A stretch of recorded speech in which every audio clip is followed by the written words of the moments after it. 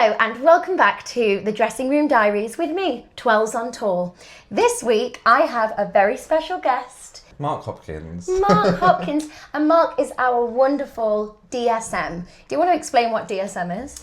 So it means Deputy Stage Manager. Yeah. But lots of people in the business refer to it as DSM because they know that that's what it Yeah. is. But yeah, it's basically the deputy to the stage manager. But you don't just do that, do you? You also have a cover. And if you were in the cast, it'd be a cover. Yes, so I have assistant stage manager book cover.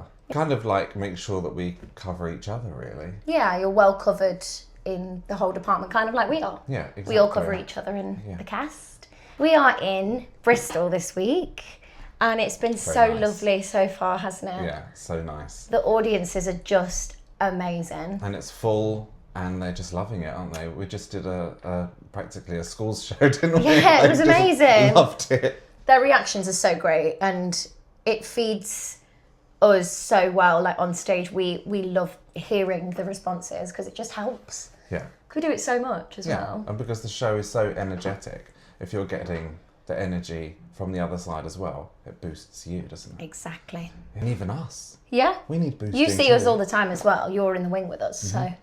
Yeah, I notice it a lot. I definitely can tell. Shall we get into the questions? Yeah, sure. Okay. What was your very first introduction to Legally Blonde? Was it the film? Was it the musical? Definitely the film. So I remember it coming out in the noughties, wasn't it? Yeah. And I'm going to be showing my age now. Great film. So funny. Yeah. And it's just amazing. Like even Nikolai said it from the beginning, didn't he? Yeah. How much it resonates today. Yeah. It's so powerful. Yeah, like some of the references have changed, but it is still so relevant. Yeah, definitely. And that's why every time it's brought back as a musical, people just love it more and more. Yeah. They're reminded, like, this is the best story ever. Yeah, and then I was introduced to the musical with the Savoy production when I went to see Sheridan Smith. Nice. I'd heard some of the Broadway recordings, so I already knew some of the music, which I think most people kind of in the musical theatre world have. Yeah.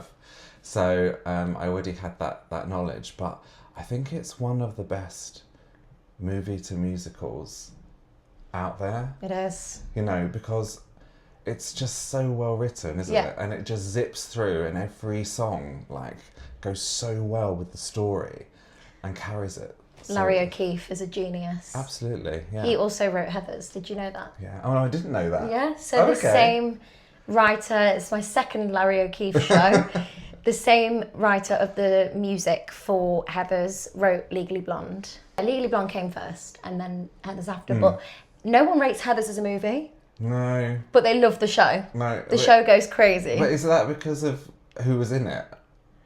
Like, Maybe. because Reese was so Maybe, but Winona Ryder's like iconic. Yeah. How did you get started working in stage management? I was always really lucky at school, and I always knew, like you probably yourself as well, like what you wanted to do with your life. Like it was just all about theatre for me, and I had really good drama teachers. Kate Page, if you're listening, you know who you are. And she ran the drama department, but she kind of saw something in me, and she just let me put on my own productions. Like I would come in early and I'd switch on all the lights and I'd put on a spotlight, and one of my friends come in and we'd play like musicals and we'd be like singing along. And so like right from the get-go, like I was involved with drama. I did a few classes at Stage School on a Saturday. I went to Guildhall and did some acting classes. Love that. Yeah, like in London. Yeah. Love. On Saturdays. And my parents saw that, like I loved it. So they would just like push me to do all those kind of things. And I think you just don't know, you're still learning your craft and finding out what it is you want to do. Yeah. So of course, initially, you know, I thought I was going to be on the stage. Like that's what, the first show I ever went to see was Starlight Express. Showing my age. And I just remember sitting there. Was that at the New London Theatre?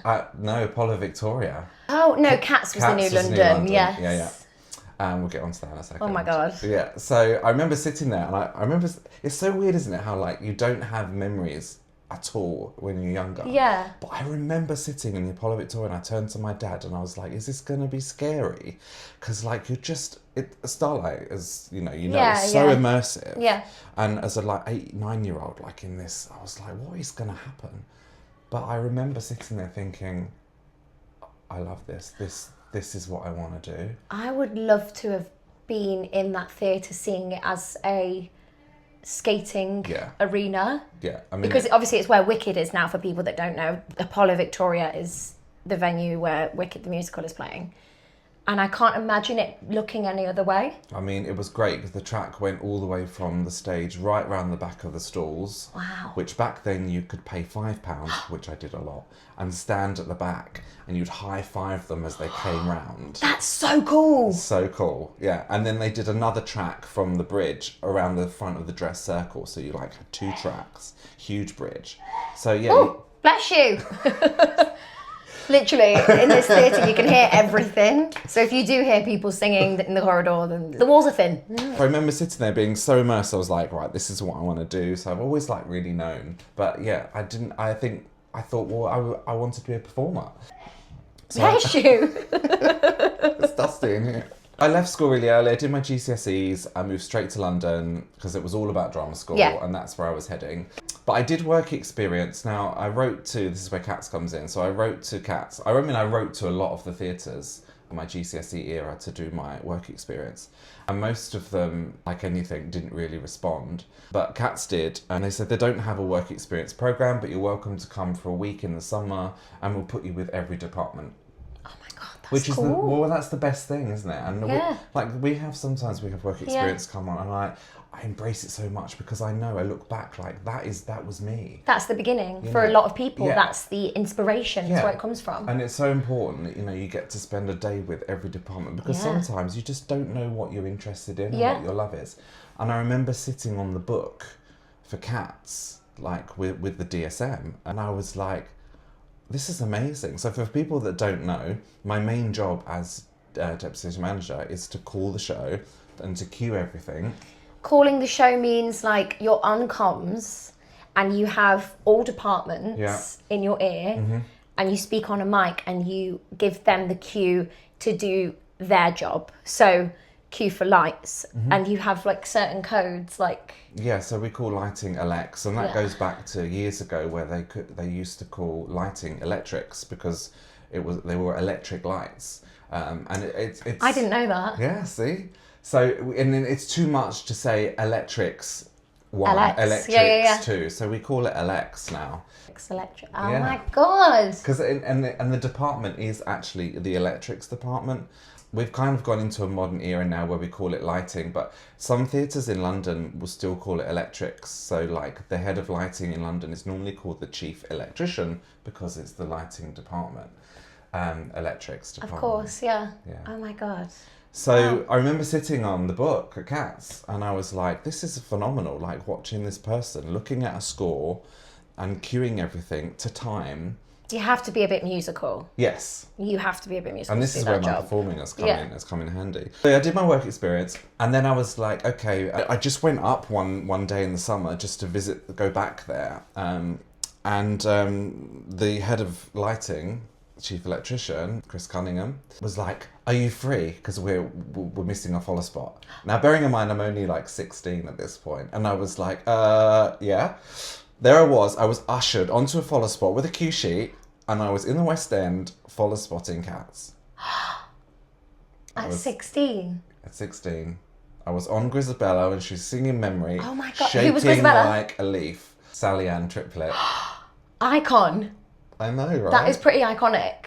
I just couldn't believe it, to be trusting me. I don't even think, I mean, this is going back, and we're in the 90s now, like, I don't even think you would be allowed to go into the theatre if you were 16. Well, I was thinking that when you, like, even with the health and safety thing of, like, you having a standing ticket, high-fiving the skaters, I don't think that would be allowed. No. There's a lot of things that, in your beginning era of theatre, which I would love to know. I've got so much to ask you about, like, what it was like working in theatre in the 90s. At that age, like, I mean, I'd never even touched a follow spot, you know. It was like, it was crazy, but I did it.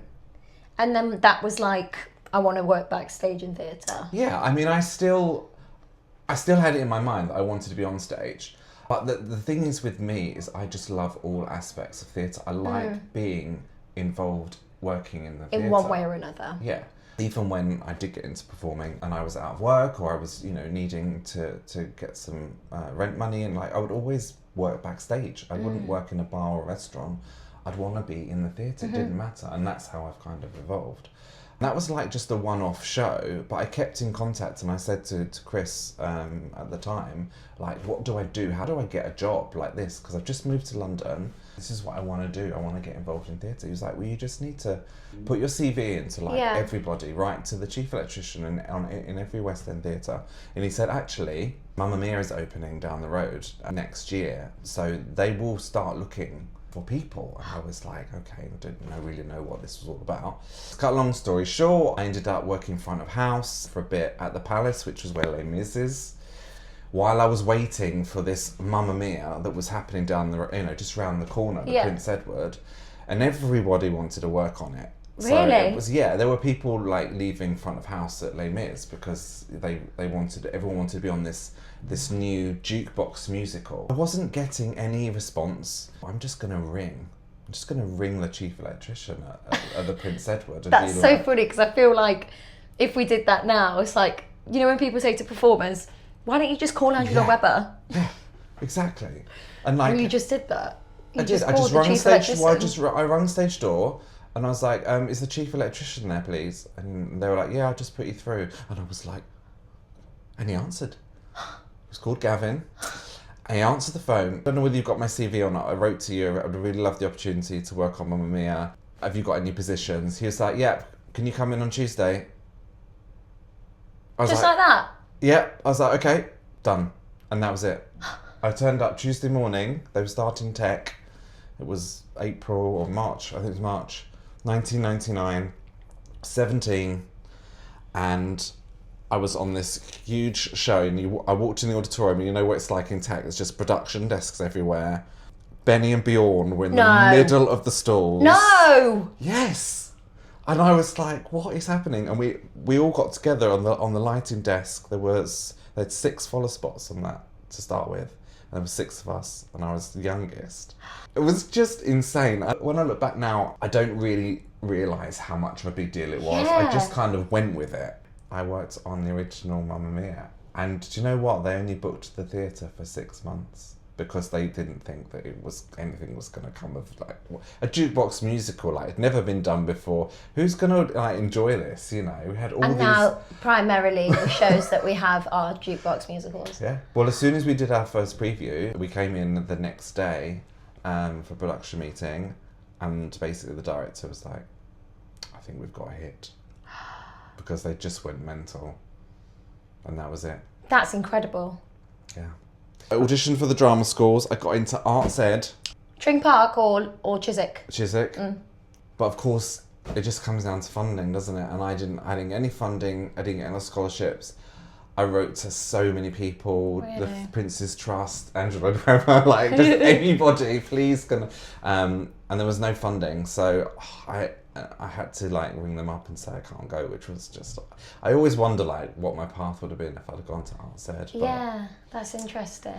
But it still led you here now, and do you love your job? Yeah, of course. I mean, there was a stage school in Bexley who were doing like a new musical theatre programme called Millennium. So I went and auditioned and I got in. So I went to Millennium for 2 years. Fun. And yeah, great. And it was all accredited through Trinity. So I got my associate through Trinity.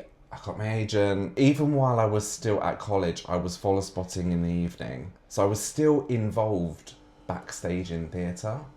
You know, so I didn't really kind of leave that.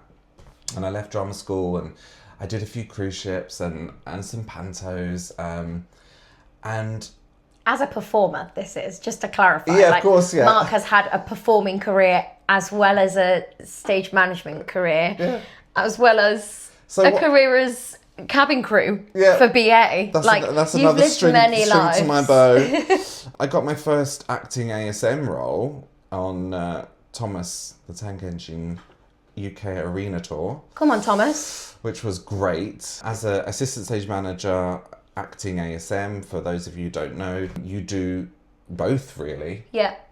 So the assistant stage manager is in charge of all the props and all the wing management. And so I did that as well as covering the on-stage roles. And there was an ASM book cover role advertised on Blood Brothers, which came up. Bill Kenwright. Yeah. Just really enjoyed being backstage again and that kind of responsibility and being in the wings. I applied and I got it. And then that was it then. I was then learning the book and I kind of found my calling. If you like. There's something about calling a show which is just so thrilling. Yeah. And like you still get the buzz every show because once you've got clearance and everybody's standing by and everyone's ready, It's on you. it's over to you. You know, yesterday I was going around the cast asking if you could do any other job in this company that's not your own, what would it be? And a lot of people said your job. Yeah. A lot of people want your job. That's great, isn't So it? be careful, because everyone's going to do a job. No. But that is it, because it is one of those roles where you are kind of aligned to the cast as well. One of the things that a deputy stage manager does in rehearsals is take all the blocking notes, and once the director team have left the production, you work closely with the resident director, the dance captain, and you keep the show as it was created between you. So I think that's that connection with the cast with this role. Yeah. Because I'm always in rehearsals and the cast always see the DSM. Because you're in control, like you say, Yeah. you still get that kind of Buzz. which a performer would get, Yeah. which I still get, Yeah. even though, you know, I'm not performing anymore. I still have that. I love that. Yeah. What an amazing long I know. answer. What a response. To one question. No, that is the longest, in-depth, thorough response anyone's ever had to like how they got into it, and I love it. I'm so intrigued, and that's why I wanted to do this, because I want to know, and I want people to be educated on all the roles that come into theatre and not just the puzzle piece, which is the performer. Yeah, and that's the thing. Like sometimes you just never know what it is that you love doing and you want to carry on, keep doing until you've done it and experienced different things. And I obviously don't ever regret any of the performing stuff because it's made my skill set as a deputy stage manager even stronger. Oh, you're being summoned. The next question was, what's your favourite part of your job? But I feel like we've kind of covered that, haven't we? Yeah. You just said that you love that you're still kind of, you're getting that buzz of being a performer. I feel like we can't have everything, but you're still doing the thing of working in theatre. Exactly. What's that saying? You never work a day in your life if you love what you do. Exactly. And that is me, totally. I never ever feel like I'm coming to work. I feel like I'm coming to do what I love.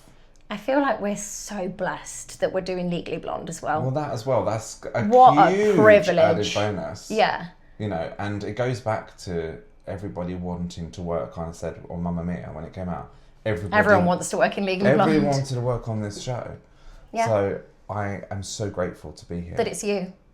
So grateful. There's only one person. It's the same with you. There's only one role. Yeah. There's only one role. There's not 4 DSMs. Can you give us a little example of like what your like top of the show? What, as in like a call? Do you want me to do like a beginner's call? Yeah. Legally Blonde Company, this is your Act 1 beginner's call. Act 1 beginners please. Amber Davies and all involved in Oh My God, this is your call. Keris McKenna, members of the band, your call. Standby please, stage management, lighting, sound, wardrobe, wigs and all technical staff. Legally Blonde Company, this is your Act 1 beginner's call. Thank you. Amazing. I always say as well, I've told you this, that I know what you're going to say. Mark, and the way that Mark speaks over the tannoy is so soothing and relaxing because you were cabin crew. And I find that when I hear your voice, do you know what it is? It's mainly after the shows when you're telling us what's happening. Yeah. I feel like I've been woken up for my breakfast on my flight. I'm on a long haul flight and I've had a tap that's like, hi, would you like orange or apple juice? Would you like chicken or beef? Yeah, exactly. That's what it is. You're like, hi everyone, it's a so PA tomorrow. voice, isn't it? Yes. You're so good at it. You're so good at speaking. Some of it comes from my drama school training.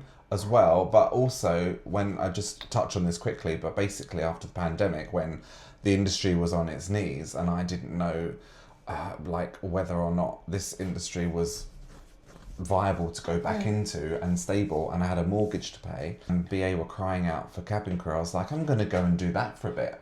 So that's what I did. So I was cabin crew for BA for 3 years and got to see the world and stay in some gorgeous hotels, 5-star hotels, like all over the world. It was amazing. But yeah, you do need to have a PA voice. Yeah. So I kind of feel like maybe I've brought that back with Yeah, me. you definitely have. You definitely have. And do you know what's interesting is if I wasn't a performer, I'd want to be cabin crew. Yeah, but there are a lot of performers at British Airways and Virgin. Who knows? If I can't perform, maybe I'll go do cabin crew. Well, the British Airways have a cabin crew entertainment society called Backstage, and they do a panto every year. You're joking. No, and I've been in it and course you I've have. directed it. Of course you have. Twice. But it's full of ex-performers, so the bar is incredible. That's so cool. Yeah. I would love that. Yeah. I'll have to show you some footage of me, Please- me as please. Aladdin on the magic carpet. Please. I'm desperate to see that. Did you ever doubt this path? Yeah, after the pandemic. Yeah, I mean... No, I think there's always people around you. My family were very supportive, but I know sometimes it's, that kind of when you're going to get a proper job creeps up, doesn't it? Yeah. And it has been hard at times, as you know. But I've been quite lucky. I've worked. I've gone from job to job. And I think it's because I'm so grateful. And because of my skill set, I can go and follow spot if I'm out of work, or I can go and crew, or I can, go and direct an amateur production. They pay as well. So little things like that. I can do other things. A bit of choreography here and there I've done for stage schools. But anything like that, because I can just pull on bits. So I'm always grateful wherever I am and whatever I do, and I think that's a really important thing to I think if you love what you do, then that shows through your craft and your job. If you're complacent or your energy isn't quite where it should be to do the job, then there's no point. Yeah. And I feel like everyone on this job, this company, really does love what they do. Absolutely. And you can tell, it shows. And because there is always someone behind you to take your job, like you said. Yeah.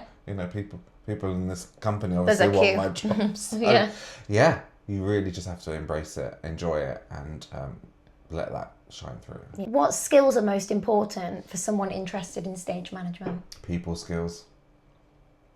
It's a very people job. Obviously, you need the skills of the roles, in terms of knowing, props and prop maintenance and marking out stages and the logistics of backstage, and how a show is run and how it's called and all those things. But you need to be a people person as well. Imi said a similar thing. Yeah. Because she said she didn't have experience, but she learnt on the job. Yeah. And if you're easy to work with, then that's just going to help you in the long run, isn't it? Yeah, absolutely. And a lot of my role and job is all about being approachable and keeping up the morale and all those kind of things, looking for the positives when that one person that day is not feeling great, or how am I going to go on stage, like how am I going to do my job today? So it's about finding the positives, like remember that you're working on like an amazing musical. Positive. Yeah, and just finding little things like that, and people think, I forgot that. Yeah. I always say, like, think back to when you were interviewed or when you auditioned. That moment you were in that room because you really wanted this. Yeah. Use that as your motivation to get you through the day. Like, so I think being a people person is a massive part of stage management. Agree. Pink or no pink? Absolutely pink. Come on. All the way pink. I was actually on a cruise ship. You've been on 2 cruises during this job. I've been on 2 cruises during this job, and I like to go and have a manicure and pedicure. And Of they're always like, "Would you like a colour?" And I'm like, "I really want pink." Why don't you? Because my husband was like, "No." Oh. What's the hardest part of your job? Hardest part of the job, I would say. Is it when we're singing in your ear? When we're walking past you in the wing and you're trying to do your LX go? Yeah, I know some people do that. Or like, because I can be placed anywhere in the wing. That's like You're in a weird spot this week, aren't you? I know, I'm behind this week on stage right, which is great because I get different views. And what about in York when I was on the fly floor? Oh my God. And I was literally looking down. I was in We my... were like, hi, Mark. Yeah. And we have a pre-show ritual, which I've mentioned in one of my videos before. Yeah. And I get asked what my pre-show ritual is a lot, and I tell them that it's our handshake. Are we So gonna do it? yeah, let's show them. Okay, Are ready? we doing It started off as Delta Nu, snaps, and a high 10. And then we were in the High School Musical era. So I was like, why don't we go, Wildcats everywhere, raise your hands up in the air. So we did this instead, ready? Wildcats everywhere, raise your hands up in the air. And that's what we do. And sometimes I forget. she'll forget and I'll be queuing the show and she'll come over and look at me as if to go, we're doing it now. And I'll be like, I am literally queuing, but Mid-queue. okay. And I'll just turn and I'll he's keep like- queuing and we'll do it, won't we? Yeah. But this week you're on stage right, and for the most part you're usually stage left, downstage. Yeah, I mean, predominantly... And that was how it downstage. started, because I start downstage left. Mm-hmm.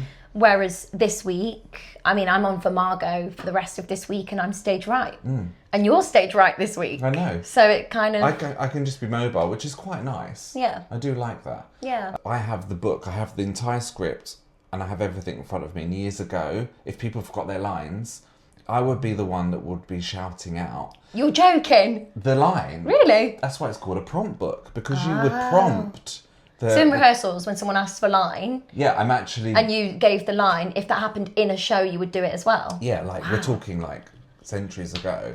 And Centuries? I think predominantly like I was downstage left. So that's kind of where the DSM always is. Yeah.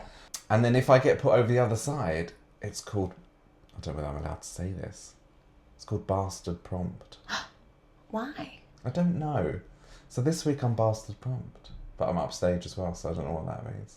Bastard prompt. We Hardest part of your job yeah, is my hardest part distractions. of my job. Distractions, yeah. Me, I make it difficult by making you do our handshake when you call in the show. Yeah. I don't know. There's probably so many things. I would say again, I would think the hardest part is just keeping the peace and keeping the morale. And I always want to make sure that everybody is happy. Happy company is a happy show, and the same for crew as well. Everybody just puts on such a better performance if everybody's in a happy place. So I just like to keep the peace and make everybody happy. Whatever way I can do that. Easter egg moment in the show that people might not know about. Yes, I was going to say Bruiser's first entrance, the dogs, because everybody knows that there are dogs in the show, and Bruiser's on the poster. Is this actually going to be a thing? With the dogs, I feel like people don't know where it's going to come from, and the reaction is enough for them to go, oh my God, like, this is so cute. And is they just going to be brought on a lead? And Bruiser just... Spoiler alert, he does the work himself, he does the job himself. Just literally comes on. Yeah. It just comes on stage. And I think that's what it is, isn't it? People are like, oh, wow, that's great. Yeah. And obviously in other productions, they might not have had dogs, and we have a Chihuahua and a Bulldog, but in the Regent's Park production, they had humans as dogs. I think the last time they used dogs in Legally Blonde was the tour that Lucy Jones was at. Yeah. So I think that's definitely a Easter egg surprise. Definitely. What's the most surprising thing people don't know about working in stage management? I think that it's also equally as hard to get into stage management and get jobs. Like, people think it's all about performers and the struggle of auditions, and rejection, but that happens in stage management as well. I couldn't tell you like how many interviews I've been for and final interviews that I've got to and I haven't got it. And I've done quite a lot of shows now, so never go into this industry thinking that you're just going to get jobs, because it's the same struggle. Yeah. And in all fields. Yeah, exactly. Every year there's more and more people that want to do it, and there's more and more people that are good. So yeah, it's still a struggle to get jobs as well, I think, and people don't realise. You have to graft, don't you? Yeah. Always. Being able to communicate with people Mm-hmm. in a professional way, but also creating those genuine offstage friendships Mm-hmm. is so important in order to succeed in a long-term career. Yeah, of course. And I think that, you know, a lot of interviews that I've been to of late, it's not necessarily about whether you can do the job, because they can see from your CV that you know, you can do the role. But what are you like as a person? Like, you know, we were going into this as a full year. You know, they wanted to employ people that are going to work well together, you know, that are going to gel together, and how are you going to be in this situation? And so, yeah, it's sometimes all about you as a person. Yeah. And people don't realise that, you know, equates to us in stage management and lighting and sound and wardrobe and wigs, and as well as performers, because we're all thrown together as a big family. And people don't see that. They don't People see just that. see the cast relationships on social media. They don't see like handshakes backstage, and they don't see that we do things as a company rather than as a cast. We do see these people on a day-to-day basis. We see them more than we see our families. And we have to work together, don't we? And we have to make it work. So it's important that you know, you can do that. Yeah, absolutely. Final question. What advice would you give students wanting to pursue a career in backstage theatre? Just do exactly what I did. Go do work experience, get yourself backstage on shows. Be a jack of all trades, I guess. Find your craft, go and work in different departments, go and work in an amateur theatre, go and crew an amateur show, go and follow spot an amateur show, perform in amateur shows, and just like get good life experience, as well as trying to then learn how to do stage management as Test well. the waters. Yeah, and you don't always have to go to drama school to do stage management. A lot of people in the industry have learned on the job. Yeah, same with WAM, I think, as well. Yeah, so you don't have to always do. Obviously, like, that's a good way to do it as well. And some shows like people that have, you know, gone to drama school to do stage management, but it is also about life experience. Absolutely. Yeah, that would be my advice. Amazing. Go and do it all, see it all, and just apply for everything and anything to get the interviews. Amazing. I love that. This has been so educational. Thank you so much for having me. Thank you for coming on. It's so nice to share this with people and share these experiences and hear all about your journey. Yeah, and such a long journey. Such a long journey, but like being part of the Legally Blonde family and experiencing this together, so exciting and amazing. And we've still got 6 months to go. Which is so exciting. We have 2 months off, but and we love it though, don't we? Yeah, we do. I'm gonna miss it in the summer. We're so joyed. I think like when we all come back after the summer break, we're all gonna be so excited to do that. The audience, if you're coming to the first show back after our break, you're in for a treat, because we're going to be vocally fresh, we're going to be well rested. It's going to be Legally Blonde through the roof. Crazy. Well, thank you so much, Mark. Thank you so much for watching. Make sure to like, comment and subscribe, and hit that notification bell if you'd like to be notified when I upload another video. Bye guys. Bye.